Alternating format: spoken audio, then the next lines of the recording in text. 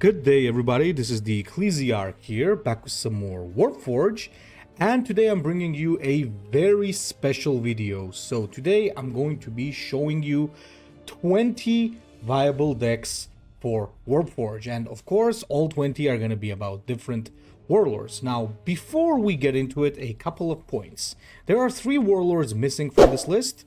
One being Gordrang, because I don't have Gordrang yet, so obviously I cannot make a deck. The second one would be the Terror of Undergast, and the problem is that I just bought Terror from the shop today, so I have not had enough time to actually play him and kind of decide what's a working deck on him. And I'm also missing the Tau common warlord, rare warlord, sorry, and that's because I have the warlord, but I do not have the necessary drone specific legendary cards that are very crucial to build a viable deck on that guy. So we're only gonna have 2 Tau decks, 2 Tau decks for you guys today, but I don't think a lot of you are gonna complain about that, seeing as how most of you dislike the Tau. Anyway, one more important thing, all of these decks, all of them absolutely are gonna be viable enough to get you a legendary rank of 2500. If your goal is to get to legendary rank, all of these decks can take you there. Some of them can take you top 50 and some of them can take you as high as top 10. So I'm going to mention with every deck just how viable it is and how well you can play it and where it can basically take you. So without further ado, let us begin from the orcs, and it's none other than Ghazkul Thraka, and I call it the Ghazkul Anti-Tau because this has been the deck that I've been using this season for a whole season basically. Well, for me the whole season is basically the last 4 days because that's when I started playing, but if you take a look, I'm at top 13 right now. Today I was 11, but I fell down because 2 losses took like 60 points from me or something. So it's at like 3,900 it already gets very difficult because you only get like 6 points when you win, so it's a bit of a hassle. But it's a very strong deck. It can deal with most threats. It can deal with almost any opponent basically, and it's also good against the Tau. So what is the whole point of this Ghazkul Thraka? Well, he plays with Grizzled Scarboy, making him super tanky together with the Iron Gob, so this gives you insane amount of durability, and not to mention there's also a Boss Nob in there to give you even more health. Now, most of your opponents are not going to be able to deal with this because Ultramarines just don't have enough damage to punch through this. When you're playing against Imotekh or the other Necrons, the game usually goes to attrition, and you win through attrition because your Grizzled Scarboy armor also protects you against the first couple of ticks of attrition, because you have to take a tick of 4 attrition to take 2 damage because this is going to get reduced. So it's a very powerful deck. Mostly you are playing defensive with this deck. You're just waiting it out. Your opponent just exhausts all their fuel because you have so much removal. You have no mocking about. You got the Orc Knob for flank. You got the Will of Gork. You got the Rock Invasion, and Rock Invasion can now drop Orc Knobs, and if you don't want to risk, you can combo it with Crump the Gits at 12 energy, and most of your games are gonna go to 12 energy because of the Grizzled Scarboy. So you're gonna have a good time. You got Bomb Squigs. You got Veteran Store Boys. You have Squig Buggies. Like, this is an insanely powerful deck, and you can easily go to top 10 with this deck if you play well. So you need to play it smart, and you'll be definitely able to get there without a problem. Remember, this is not an aggro deck. You only start becoming an aggro deck once you have your Scarboys on. You need the mulligan mostly for Scarboy and Makari. That is your goal. And you can also beat the Tau quite well because the Squigs are doing amazing job against the drones. Scorch Assaults are good against the drones. The Storm Boys are good against it. So you have a lot of tools to just deal with almost any threat. I do believe that Ghazkul in general currently is the strongest warlord. Even though some people might say it's the Tau, I disagree. It's Ghazkul for sure. And, well, I don't know what they're gonna do about it because, I mean, orcs have already been nerfed. I do hope that they're not gonna nerf them into the ground, but certainly there are some things that are making Ghazkul just unbearable currently, and it's not the best thing in the world. However, that's when you're on the receiving side. When you're playing Ghazkul, it's always very fun. So yeah, just getting there and play some Ghazkuls if you want some super competitive deck. Now, if you feel like actually playing a more aggro type of deck with a similar build with Grizzled Scarboy, that would be Boss Zagstruk. Now, Boss Zagstruk plays a very similar style, but the difference is that he plays more aggro, so you're going to have more Prop Achilles in there, and you're also going to be having the banner knobs in there. So the reason why you use that bit of a small difference with Boss Zagstruk is that Boss Zagstruk is naturally more aggressive because he has that ability to fly and gain +1 attack, destroying drones even easier than Gaskell. And with Grizzled Scarboy, your war boss basically is going to have 3 armor, which is insanely good. So definitely this is a more of an aggro version of Gaskell. So you play this one aggro, you play that one defensively, but this is still not a pure aggro because you still have some late game cards in there. But certainly if this is more to your taste, by all means go for this, because this has a much higher lethal range and is more destructive against the Tau in a way, if they're playing drones. But if they're playing battle suits, you might actually prefer to go Gaskell because he has more HP and is more defensive. Now, if you're looking for a pure aggro type of build, then I have my old Grukk the Face Ripper updated for you boys right here. So this is my old max 4 energy Grukk deck. And once again, this can also be taken into top 10 without a problem, because I used to play this in top 10, I believe in 3rd season or something. So it was pretty difficult, but it can definitely go there. And obviously this guy can also go to like top 50 easily. So if you want to go like for top 10, I would actually play with Gaskell. But if you guys are feeling like just going top 50 with some different orgs, these two guys can do perfect as well. This is a hyper aggro deck that really depends on the Green Horde combo, because at 8 energy you can basically do Green Horde into Unbridled Carnage with a full board, because you got Grotz, you got Slaga Boys, Storm Boys and all that stuff, and you can just deal insane amount of damage against the opponents. Usually your game goes by you just drawing some cards the first few turns and then just going ham on the enemy. So this is a very, very aggressive and destructive deck. This is something that you should definitely try, because I've had a very good success with this deck every season that I played this. So I think it's worth trying even after the nerf to the Green Horde, because previously you really depended on getting that Green Horde combo early, because what would happen is that most people were playing aggro decks back in the day. But now the game is more control-y, so you actually have chances of playing it more slow, and this coming out like 1 turn later is not that much of a big deal. Alright, now let's move to the Ultramarines. And as you guys know, Ultramarines are not in the best of spots right now, but I still think that they're top 50 viable.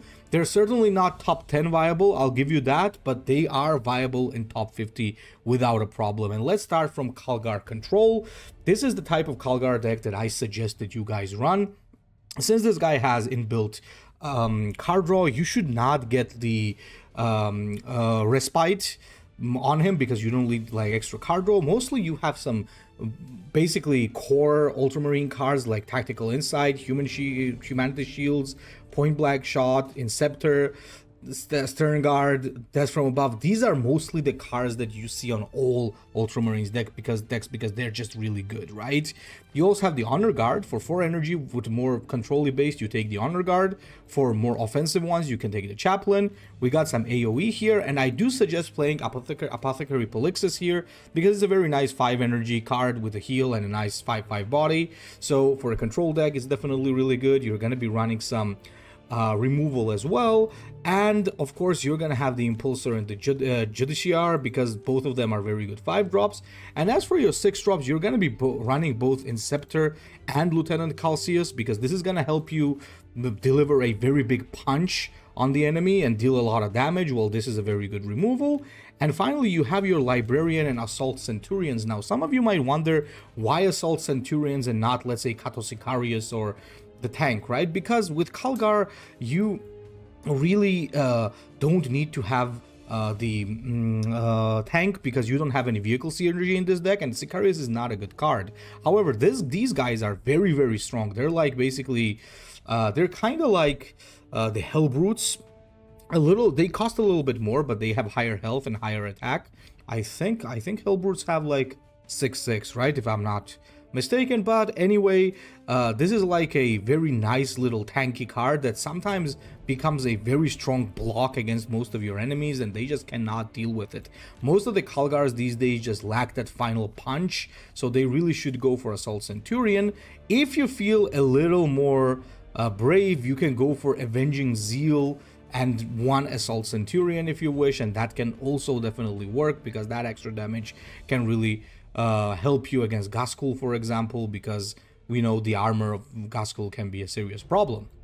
Now with Varro, I always like to go for vehicles. It's a very similar deck to Calgar.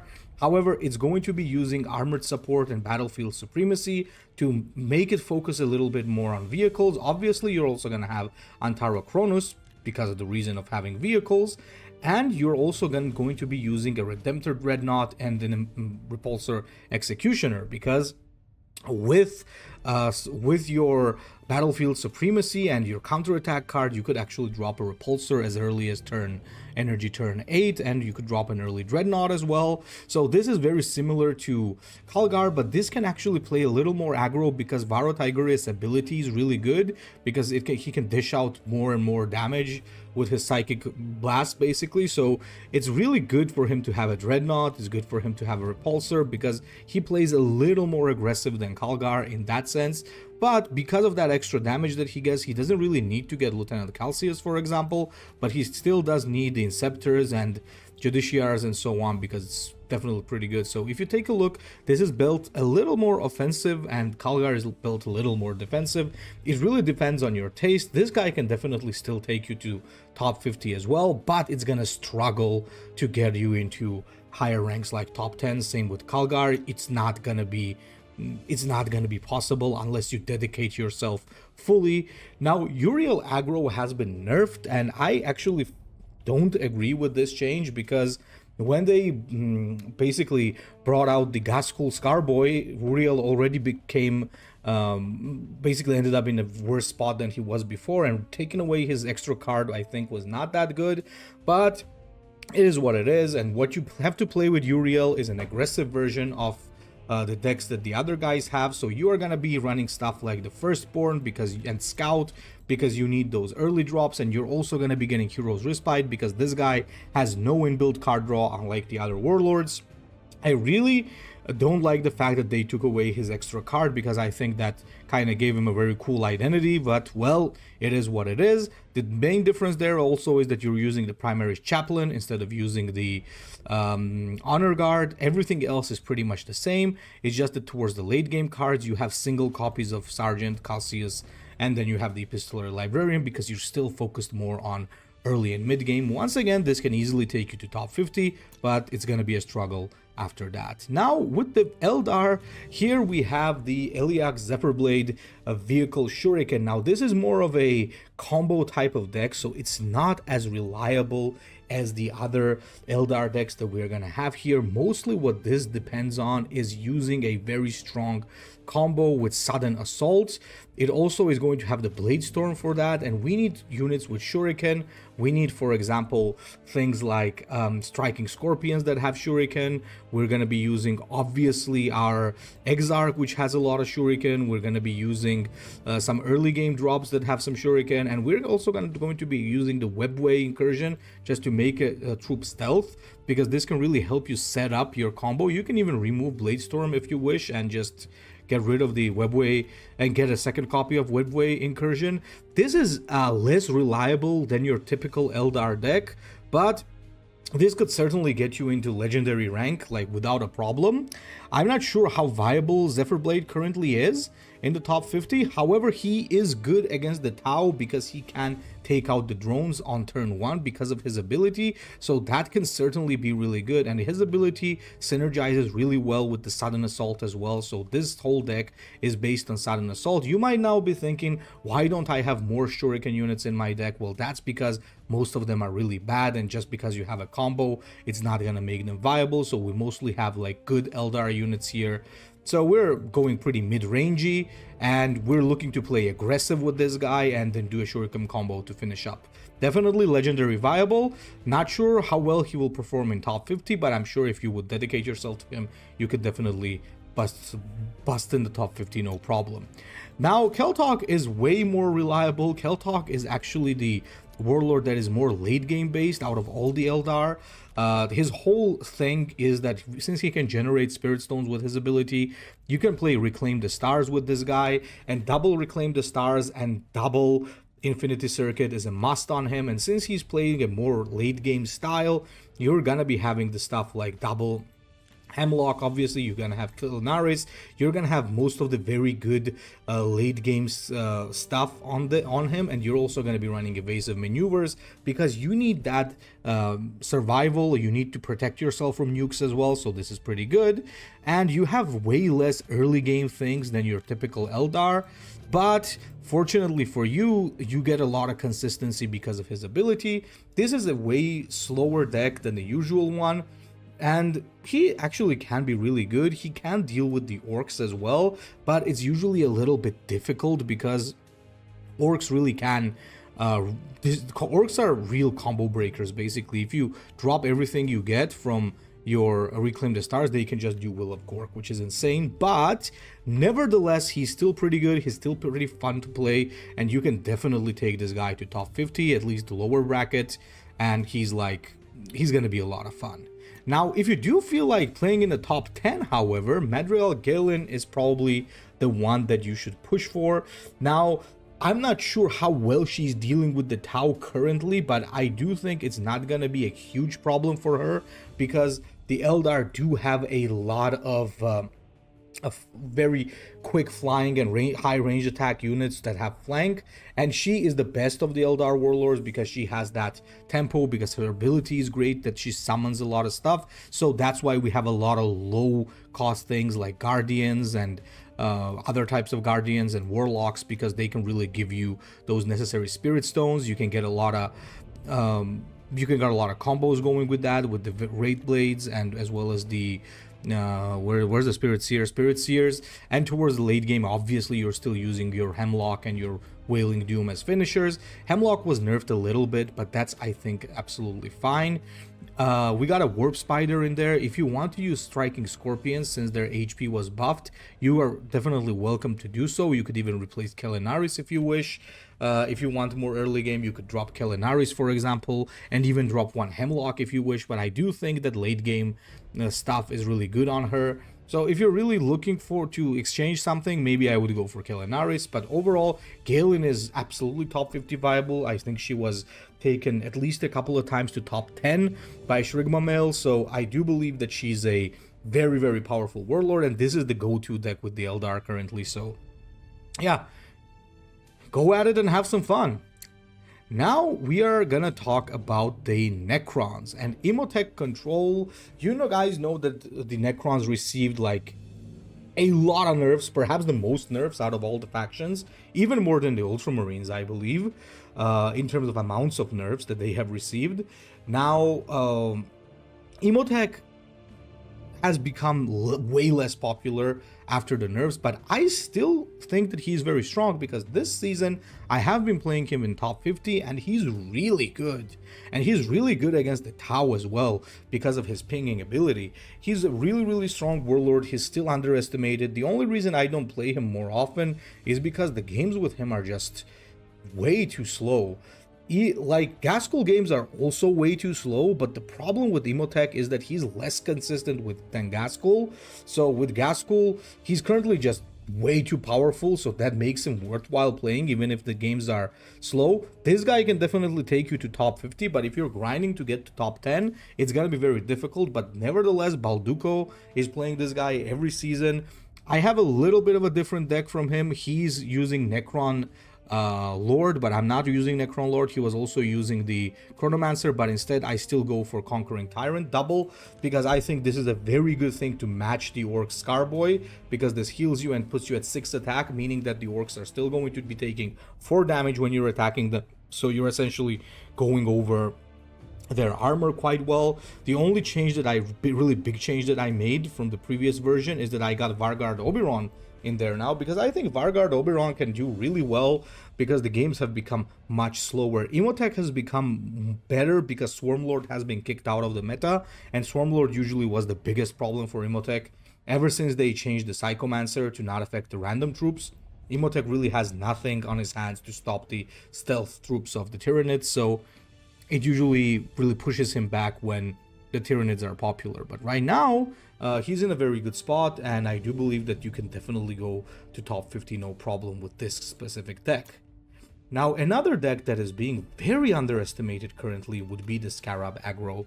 The Scarab aggro is still a big thing, it's still annoying, so basically you are still using the Scarabs and a lot of very low cost energy tactics. Your main goal is to basically multiply your Scarabs and just do self-destruction, which is absolutely stupid because you can just one-shot anybody with this. It does have problem with the amount of squigs that are being played currently, but nevertheless, you still have chances of beating the orcs. I actually lost to Scarabs twice with Ghaz, so they're still annoying. So you have stuff like the Imotekh Scarab as well. You have the Annihilation Command and Triarch Stalker. So this is a much different deck from Imotekh's, because mostly you are still focusing on just your Scarabs. And if people think that the Spider Nest being nerfed really affected them, think again, because you can still drop Imotekh Scarab turn 1 if you go second, and you can still multiply it like to I believe to 8 on turn 1.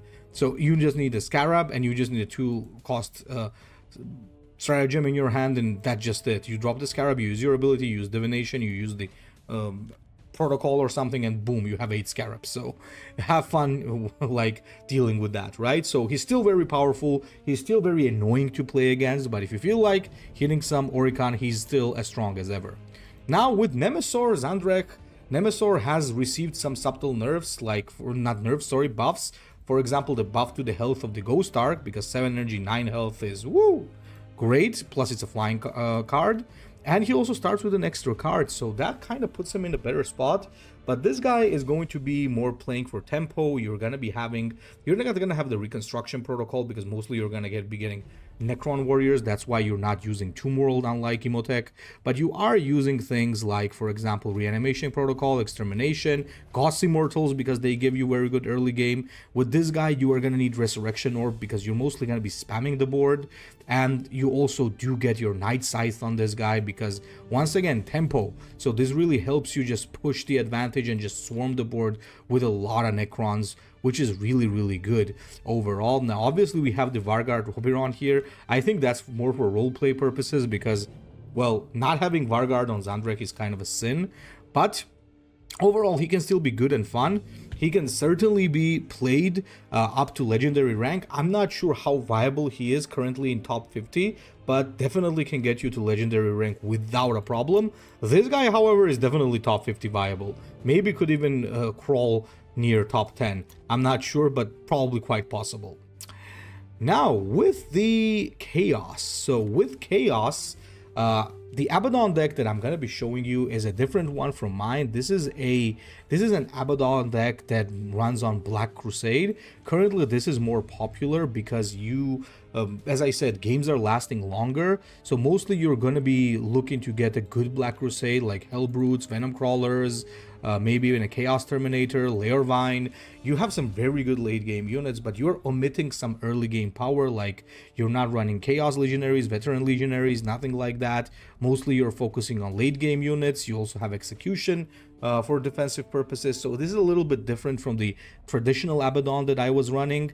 I think this is more thematic right now because, as I said, the games are lasting longer, so late game builds are actually good. But this is like a very good balance of a late game and mid game. This is not my original creation. This is the deck that Buggy is using, I believe. This is the one that BJ showcased on his channel. Maybe I changed one thing or two, or maybe it's exactly the same. I'm not sure, but overall, this is a very good deck. Now, if you're looking for a mid-range type, the old mid-range deck that I was using, I think currently Haarken World Claimer can pilot it really well, because Haarken is actually really good because of the drone problem that we are experiencing.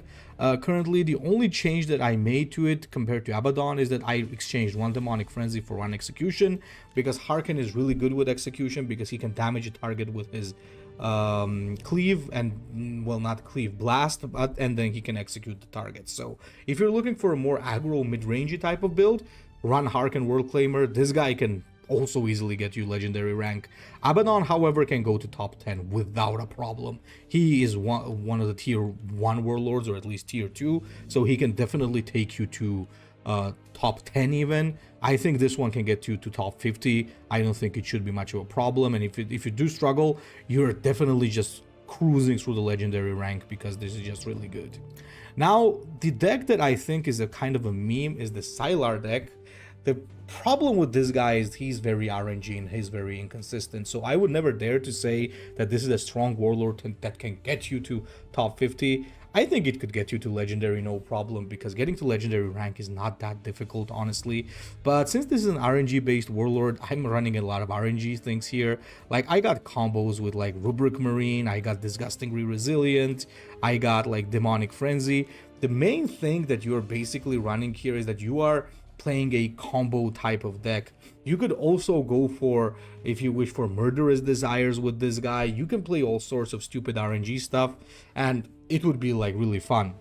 I'm actually even running Abaddon's Chosen on him, because the whole thing that I have with him is that I'm basically building him as an all or nothing type of warlord. You can get like a crazy strong Rubric Marine, you could get a crazy strong Plague Marine or whatever, and then you could just combo like an insane thing. However, once again, because of the big presence of the orcs and how good their removal is, it's really hard to pilot this type of deck. But nevertheless, if you want to have some fun, this is definitely a good warlord to go for. Now we're up to the Tyranids, and currently I would suggest that you run an assassin type of build on the Swarmlord, because Swarmlord is struggling right now, because if you end up fighting against the Tau, you're in a big disadvantage, because he has one ranged attack and dealing with the drones is very difficult. That's exactly why we need to have things like Bounding Leap as well as the Moloch in your deck, because these two things are gonna help you deal with the Tau. You could even go for double Moloch if you wish, instead of like the second the one Carnifex that I have here. I think that the Moloch is just very important to play against the Tau, because if it's a drone spam, you're in a serious trouble, because it becomes very difficult. Other than that, you're mostly playing your stealth units like Death Leaper, you're playing the Lictor, and you want to play super aggro with this guy. You have a lot of steroids like Adrenal Surge, you also have the Augmented Ferocity, and you're basically looking for your Ravenous Hunter, your Blue Lord combo. It's basically the same as it was before, but now you really need to focus more on doing that than before, because I think that currently he's in a bad spot because of the Tau, but nevertheless you can easily get to top 50 with Swarmlord. Like, if you can't get to top 50 with Swarmlord, you're doing something wrong, because he's just really good. He's still really annoying. He still has that one-shot combo, and unless you're unlucky enough to face 50 drone spam Tau, I think you should be fine. And even if that is the case, if you're not in the top 50, you should be able to pull some of those games out. So definitely still a very good warlord.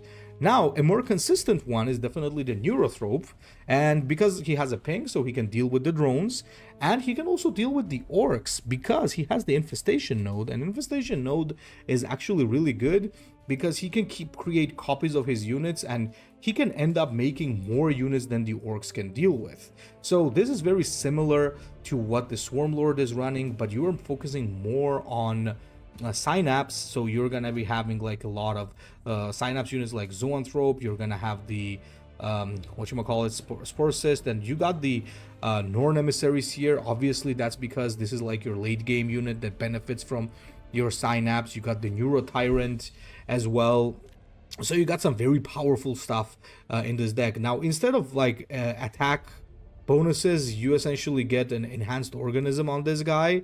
You could also get infinite biomorphologies. I'm not sure why I have one Predator Instinct here. I must have made a mistake. So I think what I would do with this guy, I would probably ditch the Psychophage. Actually, some people like the Psychophage, but you know, it's really up to you. You can edit the deck a little bit if you want. The Toxic Entanglement is also good. You could go for Psychophage if you wish. It's not much of a problem. So mostly you're going to be playing for Synapse. You're going to be using your ping, your survivability. You're going to be using the enhanced organism for survival, and you're going to be dependent on your Norn emissaries as well as infestation nodes as win conditions. So pretty solid control warlord, definitely top 50 worthy, like not even a question. Now Tervigon, Tervigon is one of those warlords that is disgusting. He ever since the change that they made his ability 0, he was like, I think, absolutely destroying the ladder. Currently he's being pushed a little bit back by the Tau. However, nevertheless, there are some good things that he can do. No matter what happens, you still have your double overwhelming sword combo, which means that you could play like on turn, energy turn 4, you could play like a board that is impossible to deal with. You're not using Broodlord on this guy, but you are going to be using Ravenous Hunter. Mostly what you're going to be doing is you're going to be looking to abuse your High Fleet Leviathan and your Overwhelming Swarm to get like stuff like Hormagons and Termagants on the board and just overwhelm your enemy. And Tervigon does have that overwhelming factor because he can keep generating value, or she can keep generating value non-stop. So you're never going to have enough removal to completely shut her down. And don't forget, in the early game, you can also use your ability to just drop a 1/2/2 on the board. Turn 1 is like basically Gaskull's ability to summon a Grot, so but with higher ranged attacks, so that's definitely a bonus. I do, however, recommend you save some of your Termagants because it's very necessary. So very strong warlord, definitely top 50 viable now, so certainly go ahead and just wreck some heads with this. This is a very strong one. You could actually replace one Rapacious Hunter if you wish for something else. I do run 2, but you could definitely go for less. I do have the Biovore on this guy because I do like that early game spam just to survive a little bit. But yeah, that's pretty much it for the Tervigon. Now with the Shadowsun, I do believe it's just better to play full-on battle suits. So you're gonna be playing with like you're mostly going to be playing for dynamic offensive to give you some very strong battle suits, and we're basically using the best battle suits here: the Crisis battle suit, the Riptide battle suit, the Enforcer battle suit, Broadside battle suit. So we got some good stuff. Obviously, that's why we got the technological supremacy here as well and we got Kuyon Tactics, we got Relentless Fusillade. The only thing that is a small problem here is that we're also using Pathfinders that can and Long Strike. These can kind of mess up our dynamic offensive, but that doesn't happen too often, and Pathfinder is just too good to pass. We are going to be using one Savior Protocol just to support our drones here because they're going to be dropping the drones for cheap, the battle suits, which is going to be pretty good. And honestly speaking, if I did have the Honored Ethereal, I would probably still drop it here because Honored Ethereal is just a very solid drop for its cost. And that's pretty much it for this. And well, you guys know that Tau are definitely top 50, even top 10 viable, so without a problem. The other deck, however, that I have, I do like a little bit more. That is the Aun'Va control. If you want more details on Aun'Va control, see the standalone video that I made a couple of days ago. This is a mixture between battle suits and drones, so this is a kind of a mixed package. It doesn't have the powerful Riptide battle suits, but it's still pretty good. It does run on Shido, so this is like a very nice mixture compared to the other one, and it can deal with most threats, obviously struggling the most against the orcs. The third warlord will of course be playing with the drones, but as I said, I don't have the specific cards, but you know, you guys figure it out. He's very easy to build as it is.